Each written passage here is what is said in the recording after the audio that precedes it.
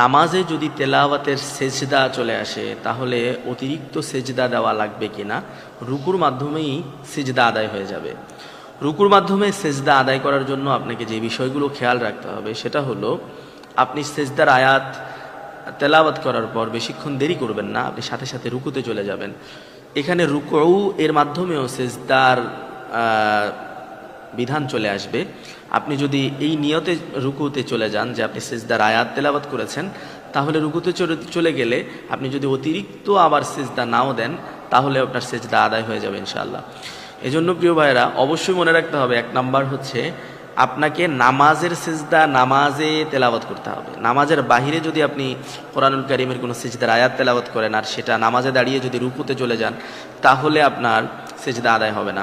এবং দীর্ঘক্ষণ যদি আপনি তেলাওয়াত চালিয়ে যান তাহলেও আপনার রুকুর মাধ্যমে সেজদা হবে না। অবশ্যই নিয়ত করতে হবে। সেজদার নিয়ত যদি করে আপনি রুকুতে চলে যান তাহলে আপনার সেজদার মাধ্যমে তেলাওয়াতের সেজদা রুকুর মাধ্যমে আদায় হয়ে যাবে। এজন্য প্রিয় ভাইয়েরা, আপনি যে বিষয়টা খেয়াল রাখবেন সেটা হলো আপনি তেলাওয়াতের নামাজে আছেন কিনা। 2 নাম্বার হলো সেজদার তেলাওয়াত করার পর আপনি সর্বোচ্চ 3 আয়াত পর্যন্ত তেলাওয়াত করে রুকুতে চলে যাবেন, এর বেশি আপনি তেলাওয়াত করবেন না। তবে উত্তম হলো সিজদা আয়াত তেলাওয়াত করে সরাসরি সিজদায় চলে যাওয়া, এটা হলো উত্তম। অতএব আমরা উত্তম বিষয়টাকে আমল করার চেষ্টা করব।